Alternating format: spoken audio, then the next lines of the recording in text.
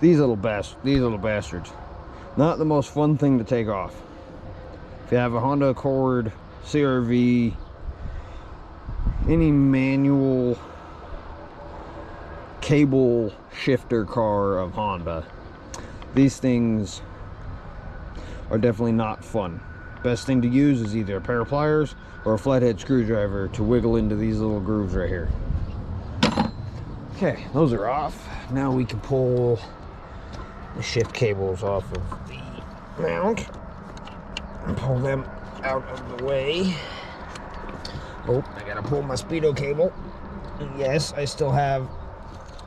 still running a stock D-series speedo cable because I didn't want to change the gauge cluster because I like my EF gauge cluster.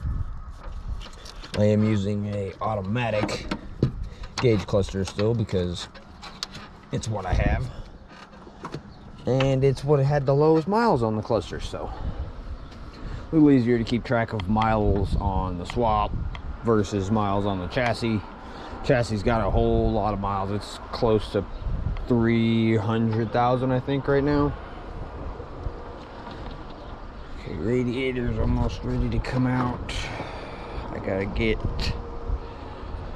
the shift cable, the clutch cable off.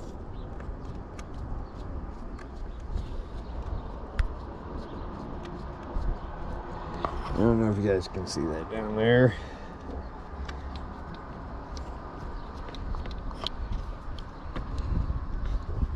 And then once I can get a little farther in this, we'll do a little climb underneath the car and I can kind of explain what I did, because this is the car that has the full CRV drivetrain. This wagon does not have the original Civic RT four-wheel drive drivetrain with the viscous coupler and the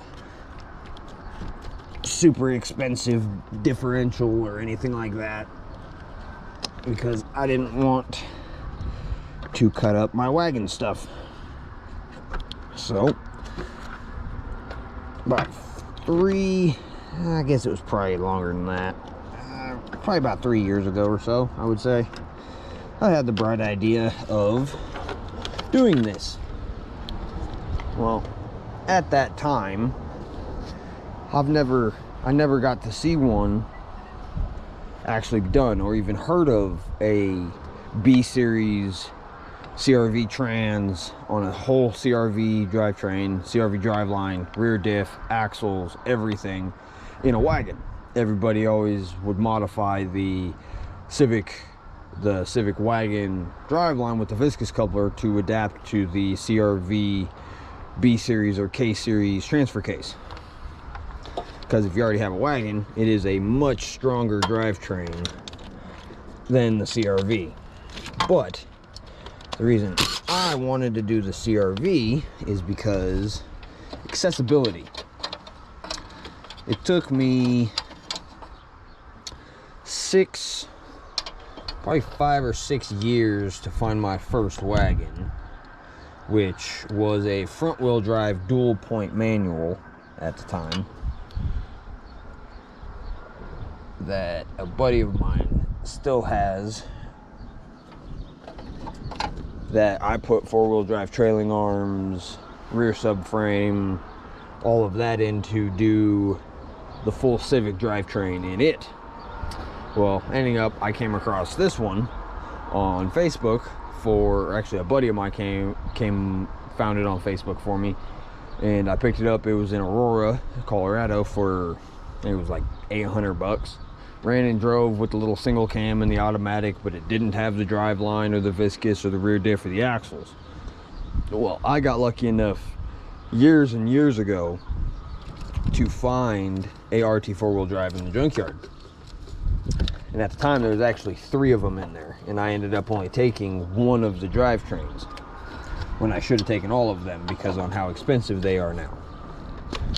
So I had a drivetrain for one of these just hanging out, chilling in my shed at my old house. And being that we had that laying around, I was gonna just throw it into the blue wagon, the dual point front wheel drive wagon, and do it that way. So, because I had the 6-speed manual transmission, the driveline, the diff, subframe, trailing arms, everything to convert my front wheel drive to a 4-wheel drive. Well, Honda changes the whole floor pan of the car. It doesn't have the viscous mounts underneath. You'd have to add those in. The rear subframe has to be changed because it doesn't have the rear diff mount or anything like that on it.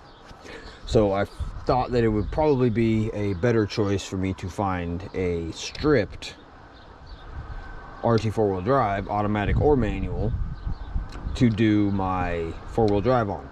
So I found this. Well, ending up, did more research of owning both of them, that this engine bay, being that this is RT 4-wheel drive automatic, has the same engine bay as every other 88 to 91 Honda Civic, other than the manual RT 4-wheel drive. Well, they changed on the manual RT 4-wheel drives. They changed this mount. This mount is different and is taller by about an inch and a quarter or so. Well, in order to use these mounts in the manual chassis, you have to either cut that out and put a automatic frame rail mount in, or you have to customize this mount from Hassport or Innovative or whoever you get your mounts from to extend this up to to reach the bolt location. Or the motor sits all weird and it won't work right. You'll get axle bind and stuff. So I went with the B series in this because it has the same exact engine bay mounting as every other EF Civic.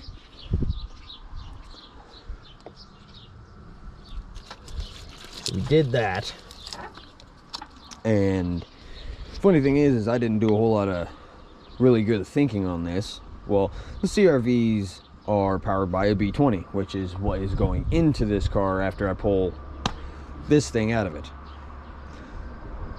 These transmissions use a different style starter in a different location than basically every B series for the most part.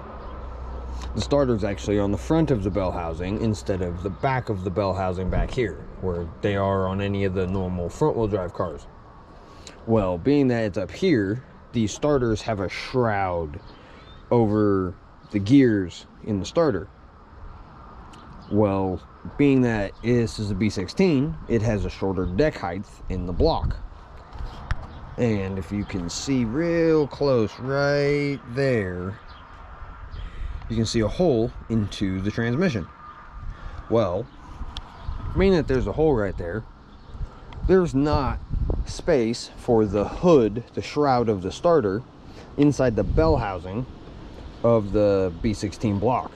So I had to take a router or a Dremel and a metal bit, and I had to cut out one of the support fins on the inside of the bell housing on the block in order to accept the CRV starter into this block. So I had to clearance it, fit the trans, didn't work, clearance it more, fit the trans, didn't work, did that about 5 or 6 times. Finally got it all together, got it in the car and got running and driving. Well, me and VTEC engines don't really get along. I'm more of a non-VTEC kind of guy. So this originally was, I'm still using the same block as I originally put in here, but I had a head gasket issue with the first B16 I put in here. So I pulled the head, pulled the intake, swapped the intake over to this head, put a new head gasket in it, retorqued the head studs, has ARP head studs in it. This one's torqued to 95 foot-pounds, and I believe with the head gasket issue I had on the previous setup, I may have damaged the block or warped it somehow, or this head is warped as well, because this is still having issues pushing coolant out of the radiator and into the catch can. So I drove it for like 2 weeks, and then I got tired of putting coolant in it and dumping the reservoir, putting coolant in it and dumping the reservoir. Well, the last day I drove it, I had to go help a buddy. On my way home, the bottom end started knocking. So I limped it home and shut it off. As So it's been sitting for about a month, maybe 2 months, with nothing being done. It's been actually being used as a storage shed for car parts and some stuff right now while I was moving. But now we're going to be putting a low comp B20 in here. I need to, once I get the engine out, which I don't know if that's going to happen today in this video or if that's going to be in the next video, because these videos are going to be pretty long. And this probably is going to be a 2 or 3 part series, probably, or at least a 2 or 3 part video, because there's going to be a lot of work that I got to do once I get the motor pulled out. I got to I'm replacing the rear subframe that has the steering rack on it with another stock steering rack, because this steering rack is broken and is leaking fluid out of the tie rod location and making a mess everywhere I drive. And I'm going to hopefully be able to put power steering back on it, because this is originally a power steering and AC car, so I want to put power steering on it right away. But in the meantime, until we get to all that, we're going to take a little deep dive underneath the car. Let me go get, actually, we'll just take you off the little pedestal on my chest real quick. We'll do it that way.